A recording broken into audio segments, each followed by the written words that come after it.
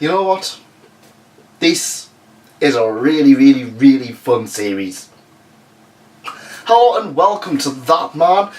That is me merchandise, and this is that time I got reincarnated as a slime. Volume 3, brought to us by, that's right, Yen on Yen Press's light novel subsidiary, or whatever you want to call it.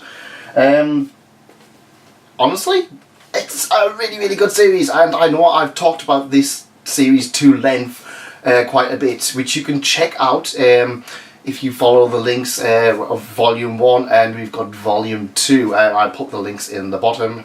You can probably find them once at the end of the video, or I'll put them up here, at least for Volume 1. And yeah, this is well into the latter half of the anime, so spoilers. And yeah, I don't know what the anime is going to be doing, because they managed to get 8 episodes out of Volume 1. However, I can see stuff in the opening that is Volume 4, so I'm going to assume that they're going to really charge ahead for the rest of the series.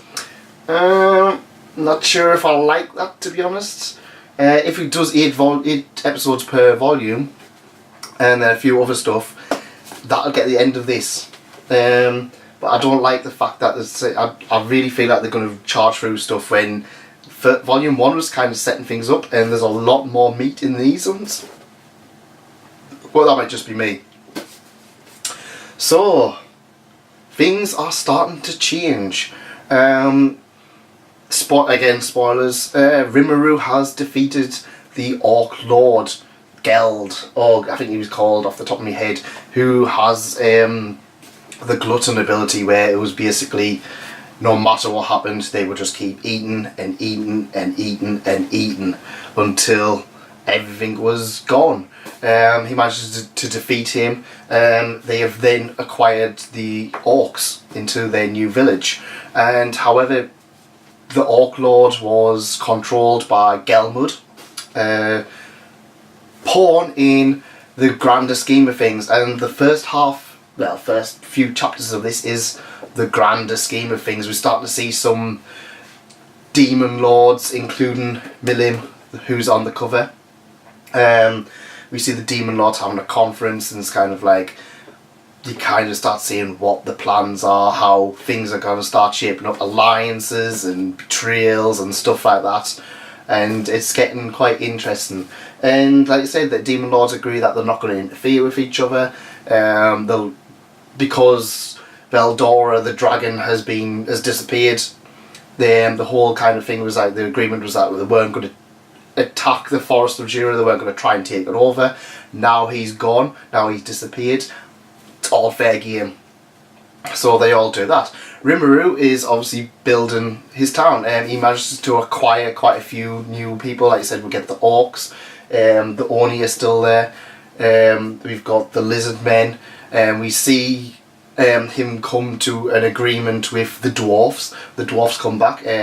We managed to see some of the other characters from early on in the series come back, which is kind of, because I know people will complain about the dwarf arc in the anime, and I was like, it's building up the stuff. So yeah, Rimuru kind of forges an agreement with them. We see other things, kind of, we see like the men of the world, where they're starting to make a move and they start appearing. We see more of the mercenaries, they start appearing, and we see stuff like the kobolds. We see, the thing is, at one point it goes through a lot of new characters, and it's kind of like it brings them out and say, well, I'm going to name you this and I'm going to name you that, and they don't get mentioned again for a long time, and they start getting mentioned again later on, and it's like, who was that? That's something I really expect the anime to pick up on, because obviously this being a light novel, you don't get to see them. Like I said, the Oni and the orcs and the goblins and all that all had a lot of focus. However, in the middle of things, Milim appears. She just kind of wanders up, and she is the I'm going off the bat here. She is the demon lord known as the Destroyer. She is the really overpowered protagonist or evil final boss kind of thing. But she's very childlike, and she's been alive for thousands of years, and she's just like, well, the worshippers, I've got a home, but to be fair, don't really want to be there. It's like I kind of want to have something that's interesting. And she actually becomes an unexpected ally. She really loves, she gets all energized, she gets all excited with Rimuru's town, she finds it fun, she gets new clothes and stuff like that, and she becomes one of them, and she's just like, she's like, oh Rimuru, you are my best friend, and Rimuru starts using it, it's like, oh well, you're my BFF, come help me and stuff like that, and it's like, because she's known as the Destroyer, she's got an entirely short fuse. She's not horrible like Bakugo, but she's kind of just like, she gets bored and she's just like, yeah, I'll destroy this. And there's a really funny scene between her and Gabil, the lizard man, where she just kind of knocks him out and just like, yeah, you leaves him for dead, and just because he's just like, who are you? And say, I don't know who you are, and then he starts being cocky. Because it actually becomes a really hilarious character. If you read My Hero Academia, he's basically the Aoyama of reincarnated as a slime. And he is a hilarious character, and I really love how he progresses from being an idiot to quite useful. And he becomes quite strong as well, because obviously the last one, he was kind of just... He was one of Gelmud's pawns, and he kind of just like gets knocked out, and that's about it.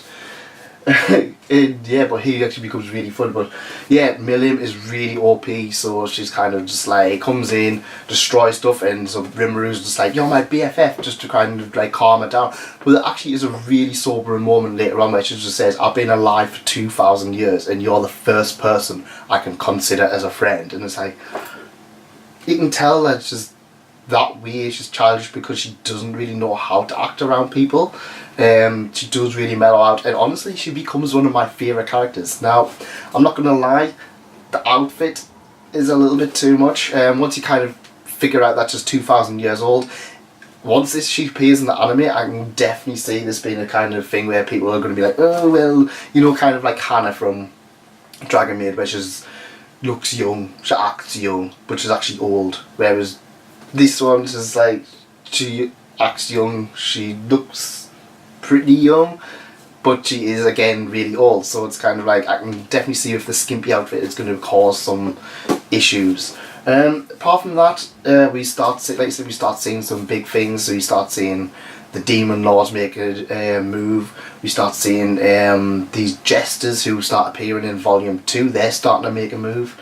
And honestly, a lot of the fun in this one is the world building. You get to see all the stuff that Rimuru is building. They like start getting a cafe, hot springs and stuff like that, and it's just like, yeah, we built this, and it's not quite as in depth as how a realist hero rebuilt the kingdom, but it's still very fun, and I kind of feel that this is the stuff that's going to be glossed over in the anime, because it's just going to be like, oh, we've got hot springs, oh, we've got this, whereas this takes the time to actually go into it.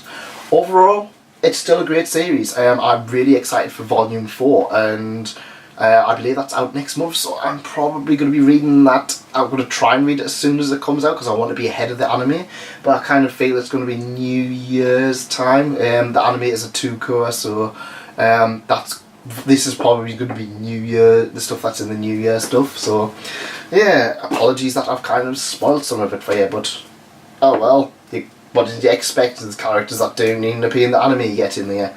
So yeah, I would definitely recommend That Time I Was Reincarnated as a slime. If you're enjoying the anime, definitely take the time to pick this up. The anime is really doing a really good job of covering stuff, but I'm not convinced it's not going to skip over some things, so it's one of those things. But that's it from me. Thank you for coming, and thanks again for staying. Enjoy the rest of your day. Goodbye. Thank you for coming, and thank you for watching the video. If you enjoyed this, please leave a like, please subscribe, it really does help out. If you want to see more, we've got That Time I Was Reincarnated as a Slime Volume 1 and 2 just here, and on top of here we have How a Realist Hero Rebuilt the Kingdom. If you enjoy slime, read that one, you will really enjoy it. Again, thank you for coming, thanks for staying, goodbye.